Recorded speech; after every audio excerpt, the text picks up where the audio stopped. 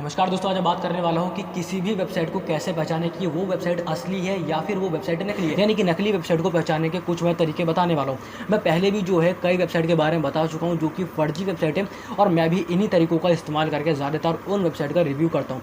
कुछ टूल भी होते हैं जिसकी मदद से जो है आप रिव्यू कर सकते हो, उसके URL, डोमेन नेम, इन सब के बारे में जान सकते हो कितना पुराना है कितना पुराना नहीं है। लेकिन जो मैं तरीका बताने वाला हूँ ये बहुत आसान है और ये आपको जांचना ही पड़ेगा। इसी की वजह से ही तभी आप किसी वेबसाइट को जान पाओगे कि वो असली वेबसाइट है या फिर नकली वेबसाइट है। और इस टाइम बहुत ज़्यादा साइबर अटैक हो रहे हैं और ये वेबसाइट सबसे बड़ी जो है निशाने पे आती है। ऐसे जो फर्जी वेबसाइट होती है, लोग यहाँ पे खरीदने के चक्कर में काफ़ी पैसे जो है लगा देते हैं, और मेरे पास कई कमेंट आए भी हैं। सबसे पहला तरीका ये कि आपको URL को चेक करना है, उसके HTTP है कि नहीं और HTTPS है कि नहीं है। और इसके बारे में आप भी जानते होंगे अच्छी तरीके से। अगर कहीं भी आपको HTTP दिख रहा है खाली, तो ब्लॉग वाले में तो गूगल आपको खुद ही बता देता है। लेकिन मतलब ब्लॉग हो गया, आर्टिकल हो गया, आप नॉर्मली किसी ऐसे पेज पर जाते हो तो HTTP वाला जो अगर कोई पेज है तो गूगल आपको अलर्ट कर ही देता है। लेकिन अगर आप जहाँ पे आपको पेमेंट करनी पड़ती है, कोई वॉलेट से संबंधित है, कोई चीज़ आप खरीद रहे हो जहाँ पैसे देने, जहाँ इन्फॉर्मेशन डालनी है डेबिट कार्ड की, वहाँ आपको ज़रूर चेक करना है कि HTTP है कि HTTPS नहीं है। ये आपको ज़रूर चेक करना है, ठीक है। HTTPS से मतलब ये हो जाता है कि एक सिक्योर हो जाता है, यानी कि उस वेबसाइट का जो मालिक है वो ये चाहता है कि उसका डाटा सेफ रहे और उस पर साइबर अटैक ना आए। और इसके लिए जो है वो प्रोवाइडर को एक एक्स्ट्रा पैसे देते हैं, भुगतान करते हैं इसके लिए, SSL सर्टिफिकेट लेने के लिए, लोगों में विश्वास बनाने के लिए कि हाँ HTTPS एक सिक्योर चीज़ है, पैसे देने के लिए। तो सबसे पहली चीज़ आपको HTTP और HTTPS को जानना है, ठीक है ना, कि अगर ये है HTTPS तो ही पेमेंट करनी है और नहीं तो उसको नहीं करनी है, ठीक है। दूसरी चीज़ आपको URL में ही उसके नाम को जांचना है, यानी कि उसकी स्पेलिंग को। जैसे कि मैं आपको बताऊं कि याहू जैसे YAHOO, उसको थोड़ा शब्दों को हेर फेर कर सकते हैं, आगे पीछे कर सकते हैं, छोटा बड़ा कर सकते हैं शब्दों को, जिससे कि आपको एक बार में समझ नहीं आएगा और आप डायरेक्ट उस पर चले जाओगे। यानी कि एक असली वेबसाइट का नाम कॉपी करके वो लगा देते हैं, ठीक है। पहले आप ये वाली इमेज देखो, यहाँ आपको दिख रहा होगा फ्लिपकार्ट और फ्लिपकार्ट, ठीक है। आप स्पेलिंग देख सकते हो, इंटरफेस दोनों का सेम है। तो हम इसको हटा देता हूँ। ये चीज़ जो है आपको ध्यान रखनी है। आपने देखा कि इंटरफेस एकदम हूबहू है, कोई भी पहली बार में इसको नहीं पहचान पाएगा कि हाँ ये फ्लिपकार्ट की असली वेबसाइट है या फिर फ्लिपकार्ट की असली वेबसाइट नहीं है। स्पेलिंग फ्लिपकार्ट है और फ्लिपकार्ट है, आपको स्पेलिंग अच्छे से देखनी है URL में ही। तो ये चीज़ हो गई URL की। तीसरी चीज़ जो है आपको ये ध्यान में रखना है कि उसके पैसे कितने, यानी कि वो कितने कम में देखने को मिल रही है। यानी कि 70 से 80%, 70-80% जो अगर आपको डिस्काउंट देखने को मिल रहा है, यानी कि 20,000 की चीज़ 2,000 में देखने को मिल रही है। और ये चीज़ मैं पहले बता भी चुका हूँ वेबसाइट पर, जहाँ पर जो है आपको बहुत सस्ती चीज़ देखने को मिल रही है, यानी कि मात्र 2,000-3,000 रुपये में जो है आपको उसमें 6 GB RAM, 8 GB RAM, 700-800 series का स्नैपड्रैगन का प्रोसेसर आपको देखने को मिल रहा है, 3-3 कैमरे देखने को मिल रहे हैं। और ये सारी चीज़ें फर्जी होती है, ये चीज़ बिल्कुल भी किसी के पास नहीं आती है। उसमें बस रिफर्बिश्ड का टैग लगा देते हैं, जो कि कहीं तो वो भी नहीं लगा रहता है। तो आपको ये चीज़ ध्यान में रखना है कि अगर बहुत कम चीज़ मिल रही है तो ये सबसे ज़्यादा जो है घाटे वाली चीज़ है, यानी कि जो है फर्जी तरीका यहाँ पे पैसे जो है समझ सकते हो, फर्जी तरीका और पैसे यहाँ पे जा सकते हैं, ठीक है। और ये चीज़ मेरे को बताने की ज़रूरत नहीं, कई वेबसाइट ऐसे होते हैं जो दाम को कम करके चीज़ों के लोगों को ज़्यादा बुलाते हैं, जिससे उनकी वेबसाइट की रैंकिंग बढ़े, जो कि एलेक्सा रैंकिंग होती है। आपको वो भी चेक करने की कौन सी वेबसाइट कितनी ज़्यादा प्रसिद्ध है, वो एलेक्सा रैंकिंग में ही देखने को मिलती है। किसी वेबसाइट को इनको जो है एलेक्सा रैंकिंग मिलती है, वो 1 से लेकर लाखों तक वो हो सकती है। जैसे अगर मैं बात करूँ गूगल की, फेसबुक की, तो इनकी 500 से नीचे, यानी कि बहुत प्रसिद्ध है ये वाली जो वेबसाइट है और लोग इनको जानते हैं। तो आपको एलेक्सा रैंकिंग भी चेक करनी है। लेकिन इनका मकसद यही होता है कि चीज़ों के दाम को कम करके बहुत सस्ती कर देना और जो है लोगों को बुलाना, और उसमें कई सारे ऐड लगा देना, कई सारे ऐड भर भर के लगा देना, फालतू के अली बाबा और इन सब के ऐड लगा देना। मैंने लाइनक्राफ्ट वाली वेबसाइट में आपको बताया था, नीचे ब्लॉग और एक ही पेज पे जो है 4-4 ऐड देखने को मिल रहे हैं, यानी कि वो ऐड से पैसा कमाना चाहते हैं, लोगों को ठग के भी पैसा कमाना चाहते हैं। ये चीज़ आपको ध्यान में रखनी है, यानी कि वो अपने उससे लोगों को बुला के पैसे कम करके अपनी वेबसाइट को रैंकिंग बढ़ाना चाहते हैं। तो आपको ये भी ध्यान रखना है, अगर बहुत पैसे कम है तो वहाँ पे आपको नहीं खरीदना है। चौथी चीज़ आपको उसकी कॉन्टैक्ट इन्फॉर्मेशन को देखनी है। जी हाँ, कॉन्टैक्ट इन्फॉर्मेशन आपको देखनी ही पड़ेगी कि आखिर कॉन्टैक्ट इन्फॉर्मेशन अगर नहीं है, मैं आपको बता दूं, अगर कोई भी वेबसाइट रजिस्टर्ड होती है तो उसको अपना कॉन्टैक्ट इन्फॉर्मेशन डालना अनिवार्य होता है, ठीक है ना। उसको अपना कॉन्टैक्ट इन्फॉर्मेशन डालनी ही पड़ती है। जिस वेबसाइट की अगर कॉन्टैक्ट इन्फॉर्मेशन है ही नहीं तो लोग उस पर विश्वास कैसे करेंगे। मतलब कि आप तो सामान देख के भूल देना चाहते हो कि, यानी कि आप याद ही मत करो। तो कॉन्टैक्ट इन्फॉर्मेशन होनी चाहिए, ईमेल आईडी, एड्रेस, नाम, ये सारी चीज़ें होनी चाहिए। इसके अलावा अगर कोई भी वेबसाइट अपनी वेबसाइट को रजिस्टर करती है, अपने व्यापार को चलाना चाहती है, अपने बिजनेस को चलाना बनाना चाहती है वो एक अपना ऐप ज़रूर बनाएगी। अमेज़न की वेबसाइट देख लो, उसका ऐप है। फ्लिपकार्ट की वेबसाइट है, उसका भी ऐप है। स्नैपडील की वेबसाइट है, उसका भी ऐप है। वो क्यों है? लोगों को एक्स्ट्रा सुविधा देने के लिए, जिससे कि लोग वेबसाइट पे ना आके सीधा वहाँ से ले लें और लोगों को आसानी रहे, और सुविधा देने के लिए। और आपको जेन्युइन चीज़ें वहाँ देखने को मिलती हैं और वहाँ भी आप रिव्यू को पढ़ सकते हैं। इसके अलावा तो आपको कॉन्टैक्ट इन्फॉर्मेशन ज़रूर जाँचनी है, उसका ऐप है कि नहीं है ये भी आपको जाँचना है, यानी कि उसका ऐप भी होना चाहिए। इसके अलावा आपको लॉगिन और साइनअप की इन्फॉर्मेशन को देखनी है। और मैं पहले कई वेबसाइट में आपको बता चुका हूँ, वहाँ पे आपको लॉगिन तो दिखता है लेकिन साइनअप नहीं दिखता।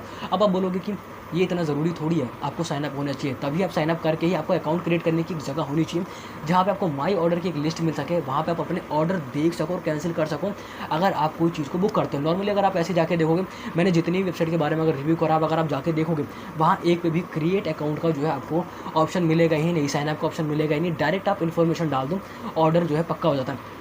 मैं आपको बताता हूँ, जब मैं रिव्यू कर रहा था मैंने गलत इन्फॉर्मेशन डाली, फिर भी जो है ऑर्डर बुक हो गया। कैसे बुक हो गया, कैसे मेरे को कैसे पता लगा कि मेरे पास ऑर्डर आएगा ही आएगा? यानी कि मैंने तो सब कुछ गलत इन्फॉर्मेशन जो है मैंने जानकारी सब गलत डाली थी।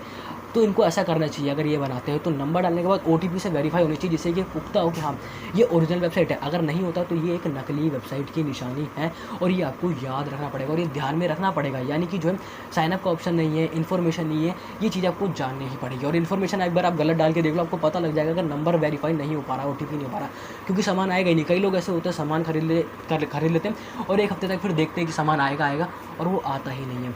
सातवीं चीज़ आपको ये ध्यान रखनी है, स्पेलिंग मिस्टेक ये लोग बहुत करते हैं। बहुत छोटी सी चीज़ आपको ये ध्यान में रखना है, स्पेलिंग मिस्टेक। क्योंकि जो बड़ी वेबसाइट होती है वो अपनी ग्रामर पर बहुत ज़्यादा फोकस करती है, वो इतनी छोटी चीज़ को जो है गड़बड़ नहीं कर सकती। लेकिन जो फर्जी वेबसाइट होती है वो जल्दी बनाने के चक्कर में और ज़्यादा बनाने के चक्कर में, ऐड लगाने के चक्कर में अपनी पॉलिसी जितनी हो गई, उसकी टर्म्स एंड कंडीशन हो गई, सामान के सीरियल नंबर, मॉडल नंबर, इन सब पे वो गलत स्पेलिंग कर देती है। आपको ये देखना, और इसकी टर्म्स एंड कंडीशन और प्राइवेसी पॉलिसी को आपको खासकर बहुत अच्छी तरीके से पढ़ना है, क्योंकि इतना लंबा छोड़ने की वजह से कोई पढ़ता नहीं है। लेकिन आपको पढ़ना चाहिए इसको भी, क्योंकि कई बार ऐसी चीज़ होती है कुछ इन्फॉर्मेशन को ये इसमें से कलेक्ट करती है और आपकी इन्फॉर्मेशन को लेती है, उसी के हिसाब से फिर आपको जो है चीज़ें दिखाती है और आपके डाटा को भी ये कह सकते हैं कि स्टोर करती है अपने पास। ठीक है, तभी आपको पता लगता है कि आपको उसी वजह से आपको वही चीज़ दिखती है जो आप सर्च करते हो। तो आपको ये चीज़ भी ध्यान रखनी है कि इन्फॉर्मेशन है कि नहीं है, साइनअप का ऑप्शन है कि नहीं है।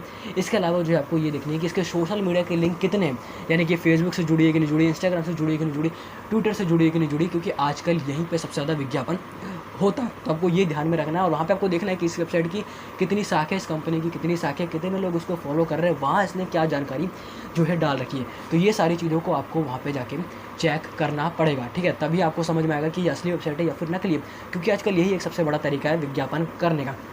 इसके अलावा जो सबसे मेन चीज़ आती है वो आती है रिव्यू। आपको रिव्यू देखने पड़ेंगे कि लोग यहाँ पे रिव्यू कर रहे हैं कि नहीं कर रहे, लोग कतरा तो नहीं रहे यहाँ पे चीज़ें लेने से। अगर एक भी ज़ीरो रिव्यू हर सामान के नीचे, तो वो वेबसाइट यानी फर्जी, कोई लेना ही नहीं चाहता।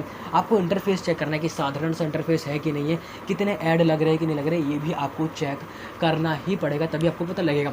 मैं आपको बताऊँ, आजकल एक चीज़ चल रही है जो कि फेसबुक पे आप लोगों को पता हो, तो प्राइवेट कंपनी ये ऐड जो है पैसे लेके ही चलाती है।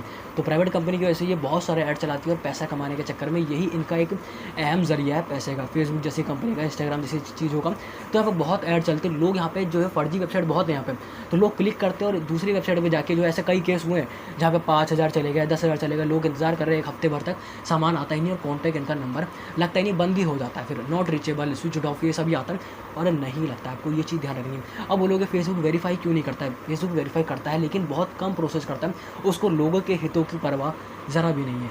वो पैसा कमाना चाहती है खाली फेसबुक, और विज्ञापन से ही कमाती है। जहाँ पे आपको स्पॉन्सर्ड दिख रहा है ना, जिसके नीचे फेसबुक पे कोई ऐड आता है स्पॉन्सर्ड दिख रहा है, तो 90% सही होती है, 90%। इसके बाद भी चांस है कि ये ख़राब हो सकती है। बाकी जिस पे स्पॉन्सर्ड नहीं लिख रहा उस पर तो जाना ही नहीं है। बाकी अमेज़ोन है, फ्लिपकार्ट है, ये सारी वेबसाइट बढ़िया होती है। इसके अलावा जो है आपको कुछ आर्टिकल को चेक करना है इस वेबसाइट के बारे में कि आखिर इस वेबसाइट के बारे में लोग क्या कह रहे हैं, आर्टिकल इसके बारे में छपे हैं कि नहीं छपे, आखिर ये बड़ी वेबसाइट है कि नहीं है। इसके अलावा मैंने आपको बताया था आपको उसकी रैंकिंग चेक करनी है, वेबसाइट कब स्थापित हुई थी, कितनी पुरानी है, ये भी आपको चेक करनी है। उसका विश्वास कितना बड़ा है लोगों के मन में, यानी कि लोग यहाँ पे आ रहे हैं कि नहीं आ रहे, मतलब कि बहुत पुरानी वेबसाइट है जैसे कि, लेकिन बंद हो चुकी है, या फिर अभी हाल फिलहाल में खुली है, बंद हो चुकी है, लोगों को फर्जीवाड़ा हो रहा है, सामान आ रहा है कि नहीं आ रहा। ये छोटी छोटी चीज़ें आपको ध्यान में ज़रूर रखनी है। और कैश ऑन डिलीवरी का ऑप्शन है तो आपको वहाँ पे भी चेक करना है, भले ही वो उसको थोड़ा बुरा लगे या फिर वो जल्दी जाना चाहे, आपको चेक करना पड़ेगा। अगर आपने बाई चांस मंगा लिया और बाई चांस 1% अगर सामान आता है, आपको डब्बा चेक करना है कि ख़राब पैकिंग है कि नहीं है, क्योंकि कोई भी कंपनी अपनी पैकेजिंग ख़राब नहीं करेगी। उस सबको सीरियल नंबर, मॉडल नंबर देखना है कि वो तो गलत नहीं लिखा है। बाकी इसके अलावा आपको चेक तो करना ही है, अगर सामान मंगाते हो तो बाकी बात तो ऐसे सब वेबसाइट पर मंगाना ही, और इन तरीकों को आपको फॉलो करना ही पड़ेगा। अब आप कहोगे कि इतने सारे तरीके हम क्यों फॉलो करें, तो बेकार चीज़ें तुरंत ही कर देना चाहिए, तो करना तो पड़ेगा भाई। इतने ज़्यादा साइबर अटैक है, हर जगह इतना फर्जी चीज़ें, आपको एक एक चीज़ को जो है यूआरएल से लेके उसके रिव्यू, उसके कॉन्टैक्ट इन्फॉर्मेशन, उसके आर्टिकल, लोग उसके बारे में क्या कह रहे हैं, लॉगिन, साइनअप, उनकी इन्फॉर्मेशन, ठीक है, उसकी रैंकिंग, कितनी पुरानी वेबसाइट है, यूआरएल में हेर फेर तो नहीं है, उसके इंटरफेस में हेर फेर तो नहीं है, एचटीटीपी और एचटीटीपीएस में क्या चीज़ें है कि नहीं है। ये सारी चीज़ें आपको छोटी छोटी चीज़ों को ध्यान रखना है, जिससे कि आप काफ़ी हद तक तो अपने आप को बचा लोगे ऐसी ठगी होने से। तो बस फिलहाल इस वीडियो में इतना, तो उम्मीद करता हूँ वीडियो जरूर काम की लगेगी, क्योंकि कुछ जानकारी ज़रूर मिली होगी। बाकी आप मुझे कमेंट करके बता सकते हो किस पे मुझे वीडियो बनानी चाहिए, उससे थोड़ा आइडिया लग जाता है। बाकी आपसे मिलेंगे कि नई वीडियो में ऐसे किसी नई जानकारी से, तब तक के लिए जय हिंद, वंदे मातरम।